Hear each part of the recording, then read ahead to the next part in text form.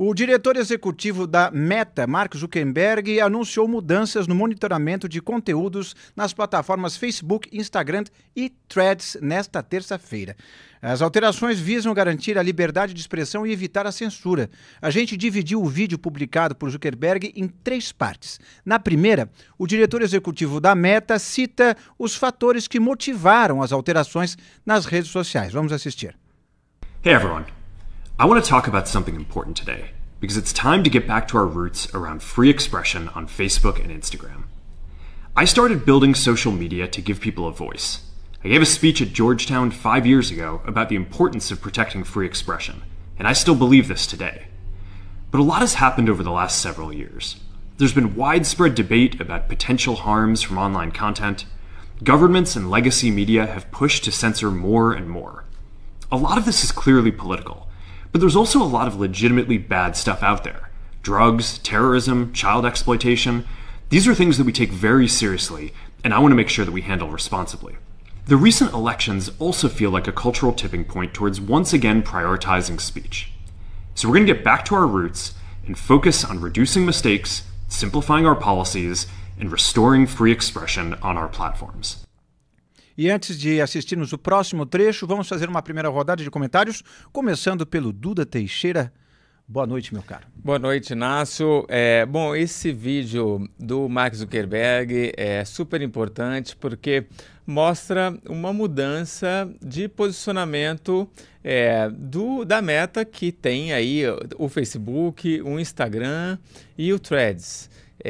Ele põe ali claramente nesse começo, esse é só o comecinho do vídeo, ele fala, olha, existe ali uma preocupação com a liberdade de expressão e ele apoiava essa liberdade de expressão, mas também tem muita gente que pega e fala e defende que tem que ter uma regulamentação, né? Quer dizer, que vê a liberdade de expressão mais como um perigo, uma ameaça e um risco, então exige que as redes sociais tenham ali um comportamento muito atuante para selecionar o que as pessoas podem ou não ver.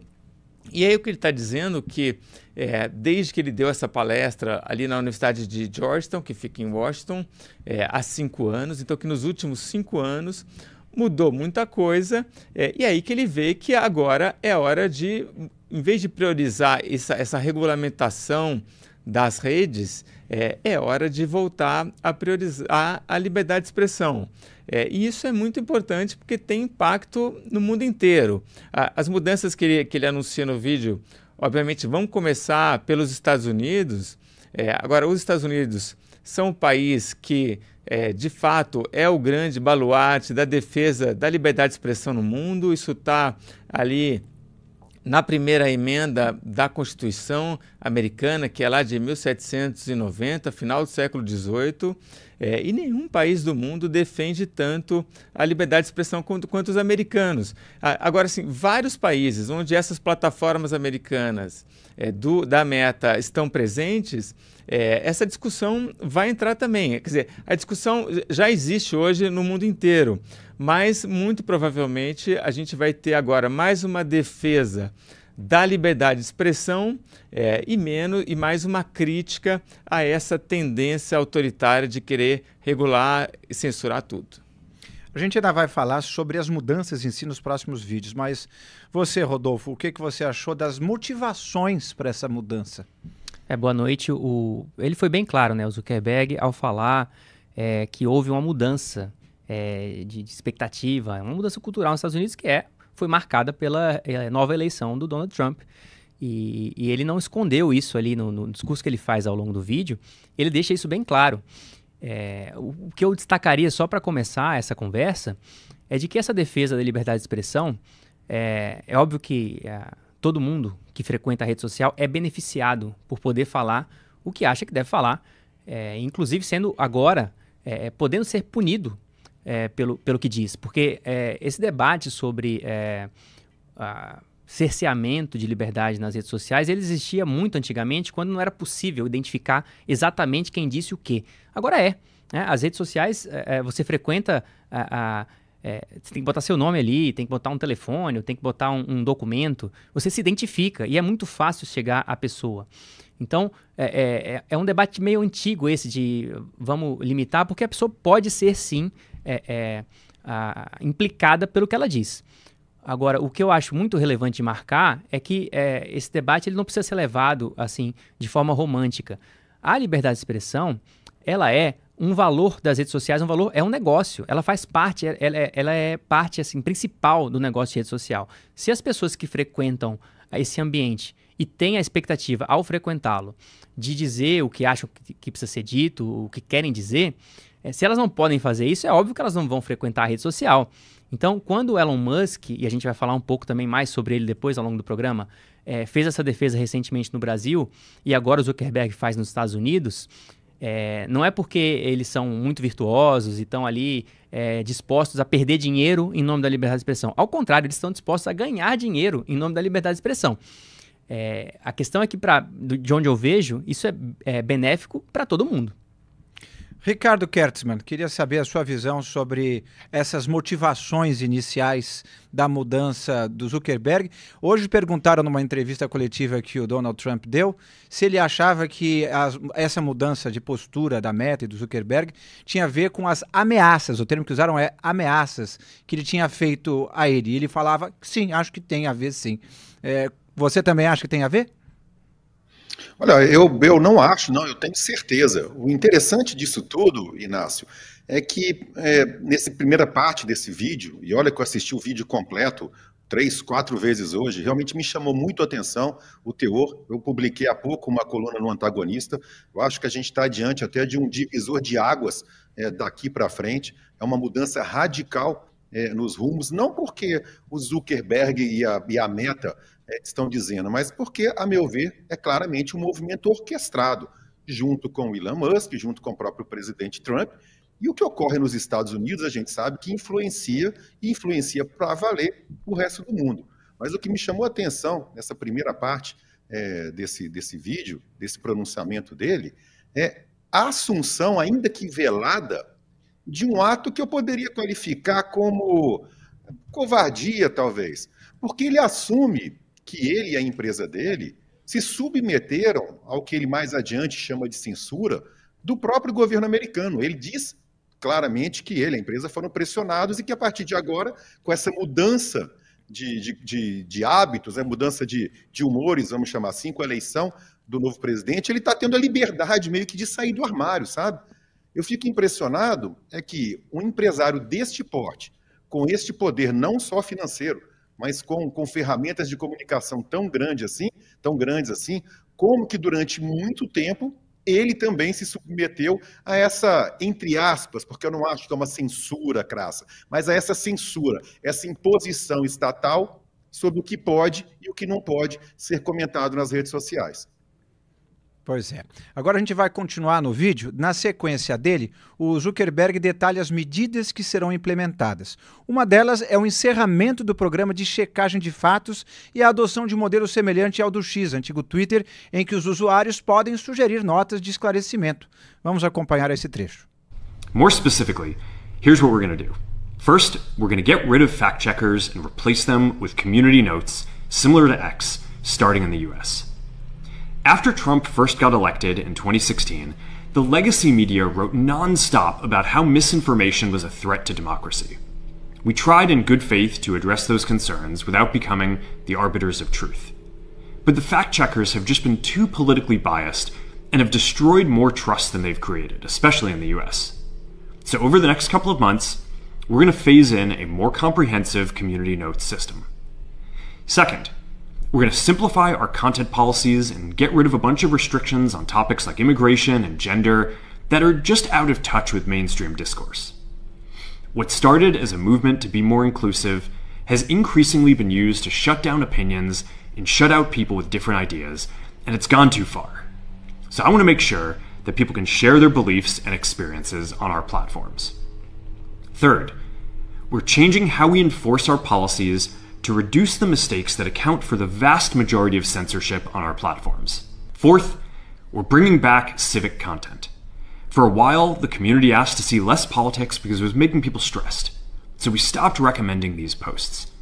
But it feels like we're in a new era now, and we're starting to get feedback that people want to see this content again.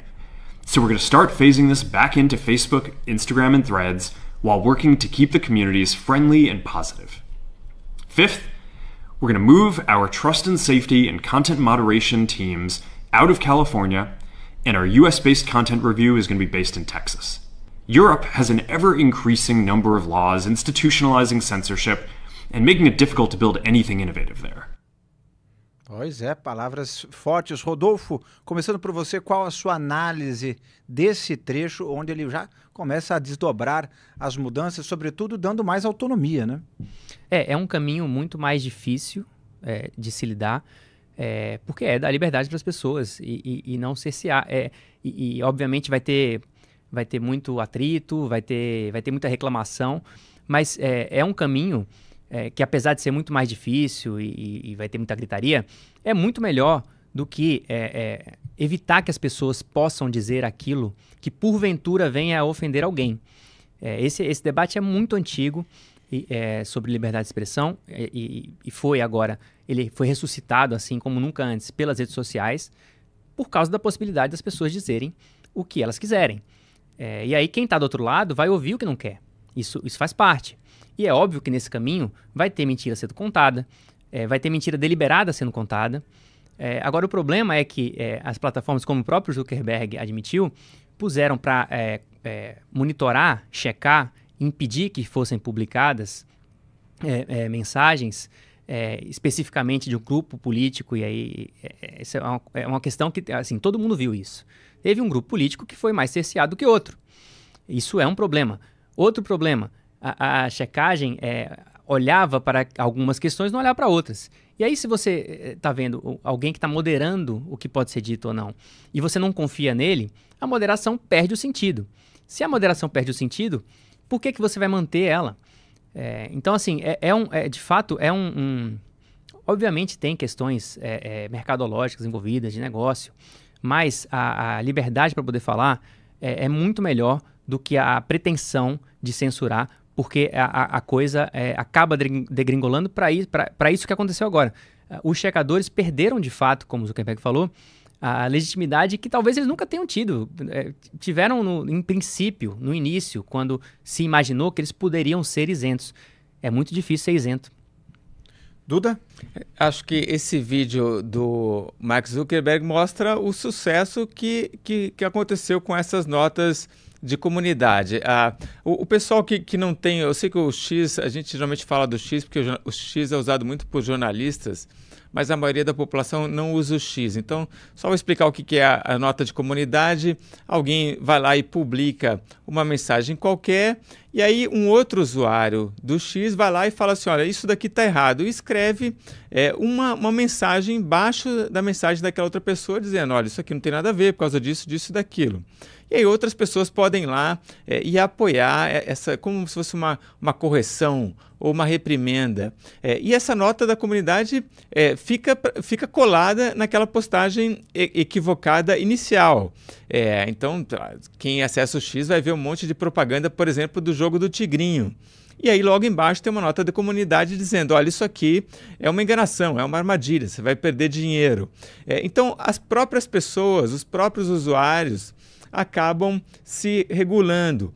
E essa ideia, ela vai contra aquela outra que é muito comum aqui no Supremo Tribunal Federal, de que a gente pode ter um tribunal ou uma instituição ou um Ministério da Verdade dizendo o que é verdade e o que é mentira. Essa ideia de uma instituição dizendo o que é verdade e mentira, isso nunca funcionou. É muito melhor ter os próprios usuários se controlando, né?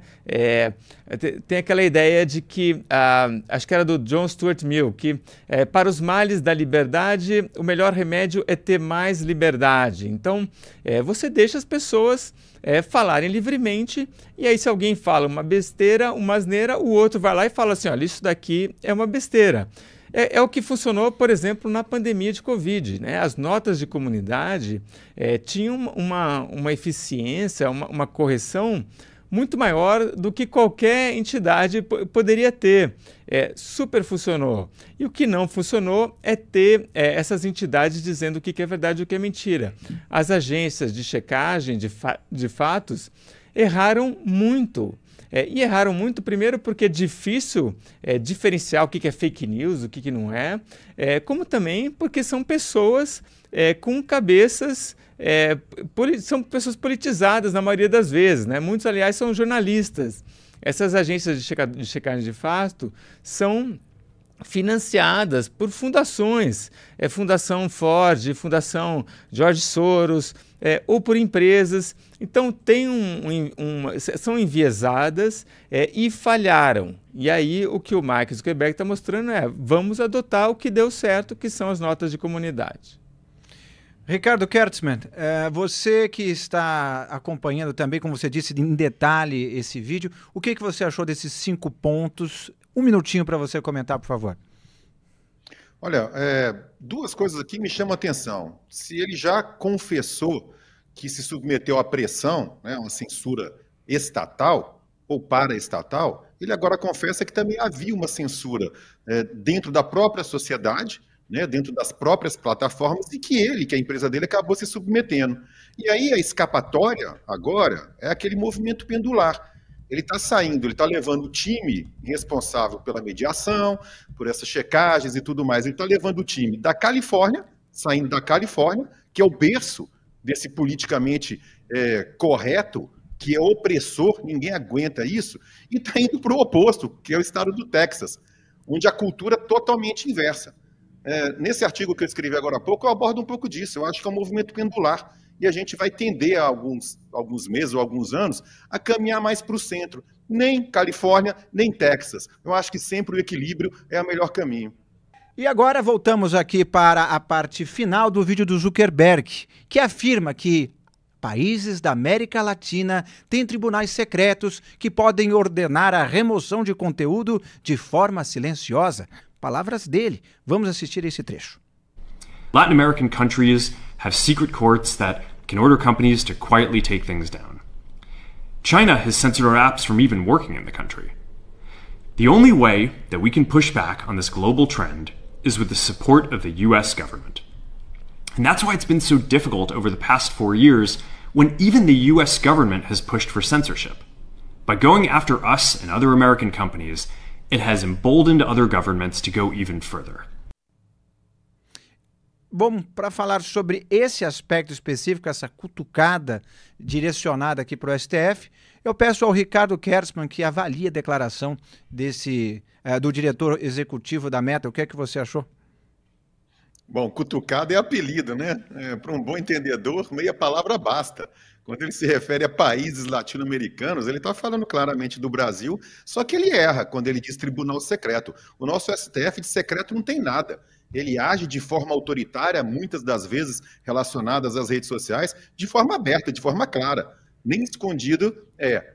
Outro ponto aqui que é interessante nessa fala, e aí sim liga a minha interpretação dos fatos, é que aqui ele assume também que é uma espécie de tabelinha, uma dobradinha com o presidente Donald Trump, porque ele invoca o poderio, sobretudo econômico, óbvio, dos Estados Unidos, para atuar em favor de empresas americanas, mas no caso é a empresa dele, contra governos que estariam atentando contra essas empresas. Por isso que eu insisto nessa minha tese. É um movimento orquestrado, isso não é isolado. É claro que isso é uma tabelinha dele, do Musk, com a aquiescência do Donald Trump, que, a meu ver, vai mudar drasticamente a forma como as redes sociais vão se comportar daqui em diante. Rodolfo, você acredita que o STF, que o Moraes vai passar recibo, dê algum tipo de reação ou ele vai ficar silencioso com isso? A reação vai vir no julgamento que já está ocorrendo. Ele foi paralisado, esse julgamento sobre a responsabilização das plataformas de rede social pelo conteúdo que é publicado nelas, por terceiros, nós que publicamos conteúdo lá. O STF começou esse julgamento no final do ano 2024. O julgamento foi interrompido por um pedido de vista do ministro André Mendonça, mas o Alexandre de Moraes e o Dias Toffoli, principalmente esses 2 ministros, estão empurrando o tribunal para aumentar a rigidez no controle do que é publicado nas redes sociais. o presidente da corte, o Luiz Roberto Barroso, deu uma modulada no voto dele. O André Mendonça apresentou essa questão de liberdade de expressão, deixou mais claro a complexidade dessa questão que os outros ministros não tinham, da qual eles não tinham abordado com tanta clareza quanto o André Mendonça fez, né? Agora, obviamente, a questão aqui no Brasil não vai ser tão simples quanto o Zuckerberg dá a entender no vídeo dele. É bem provável que os ministros do STF encarem isso como uma provocação. Inclusive, o ministro da AGU, o advogado-geral da União, Jorge Messias, já disse hoje, né, ele é parte do governo Lula, que essa decisão da Meta, ela torna ainda mais urgente, e olha que eles já tratam de uma forma muito urgente essa questão no STF, mas que torna ainda mais urgente regular as redes sociais, que é um desejo manifestado já há muito tempo pelos petistas, e a gente sabe que as razões não são as melhores para o país. Duda, o que é que você achou dessa fala final do Zuckerberg em relação ao STF, à luz justamente dessas informações que o Rodolfo traz, que já sabendo, já antecipando que haverá uma reação? Ele calculou essa reação? Ele está disposto a pagar multas e, enfim, atrair a atenção do STF com que fim? Acho que, claro que existe um cálculo, esse cálculo tem a ver com a eleição do Donald Trump também, e provavelmente a Meta está tendo problemas com esse excesso de censura. Ele fala ali, essa frase é muito importante, quando ele fala ali dos tribunais secretos, obviamente você olha para o lado do que ele está falando, né? Ele está falando do STF, mas mais especificamente do gabinete do Alexandre de Moraes, né? É dali que partiu a maior parte das ordens enviadas para as redes sociais para derrubar contas de usuários e para derrubar publicações, conteúdos. E isso é uma coisa que realmente a gente viu acontecer porque no ano passado saíram aqueles Twitter Files. Os Twitter Files mostraram isso muito bem. Esses daí eram arquivos. O Elon Musk, quando compra o Twitter, ele pega os arquivos todos que eram trocados entre os funcionários do Twitter, entre os advogados do Twitter, e entrega isso na mão do Michael Shellenberger, que é um jornalista americano, e fala: olha, faz o que você quiser com isso daí. E aí, dali surgem várias denúncias de que havia um excessivo controle do que era publicado no Twitter lá nos Estados Unidos, mas ano passado é divulgado aqui no Brasil que o tempo todo o Moraes mandava ordens e esses pedidos para derrubar perfil e derrubar conteúdo. E a reação dos advogados do X, em muitos casos, olha, esse pedido é inconstitucional. A gente não pode derrubar um perfil só com esse tipo de coisa. O sujeito não está tendo direito de defesa, né? Ou até usando o Marco Civil da internet, né? que é a legislação que rege as redes sociais no Brasil, para falar, olha, que não é o caso de derrubar esse perfil, isso é censura. Né? Uma coisa é derrubar um conteúdo criminoso, outra coisa é ir lá e simplesmente tirar o sujeito do ar. E um dessas mensagens dos advogados do Twitter, então antes do Elon Musk comprar, fala uma coisa que o Ricardo citou agora, quer dizer, que o Facebook muitas vezes aquecia muito facilmente, né? Então sim, a Meta, o Mark Zuckerberg, ele aceitava esse tipo de controle, fez isso durante muito tempo. O Zuckerberg é um cara que tem uma cabeça mais de esquerda, próxima do Partido Democrata, mais, digamos assim, intervencionista, que gosta das pautas identitárias. Agora, o que ele deixa muito claro nesse vídeo é que ele fala assim, olha, a coisa foi crescendo e chegou num ponto que não dá mais, né? Ele dá essa sensação de que, olha, a gente chegou num ponto que não é mais aceitável. E aí a gente vê essa mudança acontecendo agora, que eu acho que todo mundo vai ser beneficiado, porque censura prévia, isso que o Moraes fazia de derrubar os perfis porque não gostava ali de uma publicação qualquer, isso daí é inconstitucional. A nossa Constituição proíbe censura prévia, isso não pode acontecer no Brasil. Então, que bom que ele tenha mudado de posição. Agora, embora você não seja especialista de redes sociais, longe disso, Rodolfo, mas você tem mais vivência com essa parte digital. Você acredita que esse tipo de iniciativa tem poder, tem potencial de turbinar um pouco, sobretudo Facebook e Instagram, que estão perdendo território para TikTok da vida, por exemplo? Ou são medidas que não têm impacto desse tipo?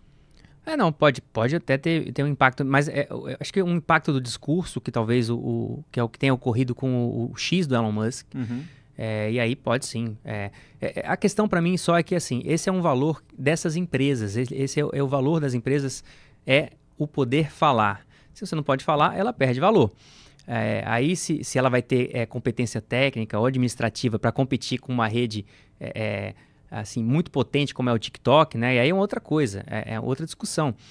Só que esse debate sobre liberdade de expressão, ele aparece e é óbvio que acho que a gente tem que deixar claro que é uma questão de negócios, obviamente, mas ela tem também essa reverberação de um conceito de liberdade de expressão. Então, assim, as autoridades brasileiras, principalmente, elas ainda têm, elas vão continuar com essa pretensão de controle que às vezes ela soa ser ridícula. Porque, por exemplo, vou botar aqui na mesa que o STF outro dia fez uma checagem de fatos para dizer que o decano da corte, Gilmar Mendes, é formado em direito. E a gente até deu essa notícia que, assim, STF, Gilmar Mendes e Dias Toffoli são formados em direito, diz o STF. É ridículo, às vezes beira o ridículo tentar controlar o que é verdade ou não. E esse realmente uma região assim, arenosa, é difícil de lidar. E ao tentar, geralmente quem tenta se dá mal. Por mais, obviamente, que o X teve que compactuar, teve que seguir a determinação do Moraes. Ele só voltou a funcionar no Brasil. Vamos lembrar que o X foi bloqueado no Brasil no ano passado, inclusive durante a primeiro turno da eleição municipal, porque não cumpriu com determinações de derrubar contas impostas pelo Alexandre de Moraes. O X compactuou com tudo isso para poder voltar a funcionar. Não me parece que a Meta vai fazer algo parecido com o que fez o Elon Musk com o X. Agora, que esse ambiente ele é muito mais saudável, sendo o mais livre possível, é óbvio isso. E a pretensão das autoridades brasileiras de tentar regular, ela não só é ridícula em alguns momentos, como ela soa falsa quando a gente considera que boa parte dessas autoridades, enquanto está combatendo alegadamente fake news, está contando suas próprias mentiras. Então é muito difícil, ou você não compartilha nenhuma mentira, e é muito difícil você, enquanto autoridade pública no Brasil, aparentemente não mentir, tirando pelo governo Lula, inclusive por alguns ministros do STF também, e a gente já destacou muito aqui no site que o ministro Dias Toffoli tentou recentemente dar sobrevida a dois processos, um em relação à Transparência Internacional e outro em relação aos alegados grampos do Alberto Youssef, o doleiro da Lava Jato, de casos que já tinham sido desmentidos. Então, como é que um ministro que tentou dar sobrevida a casos baseados em fake news vai falar contra fake news? É muito difícil.